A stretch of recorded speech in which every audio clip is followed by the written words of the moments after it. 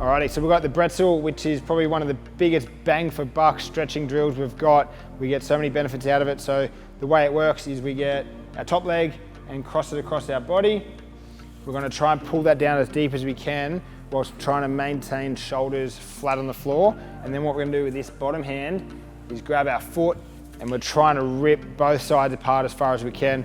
So ideally, we'll get a massive hip extension, which means we're going to stretch out our hip flexor on this side, and we're going to get bulk thoracic rotation through here. So we're going to be able to really rotate our spine across from side to side. And if we push down, and teabag Brady, we're going to push down these shoulders. And if he takes some big deep breaths, and then as he breathes out, we can start to push down through here, and we're really going to increase that thoracic rotation ability whilst also increasing hip flexor extension ability on that side.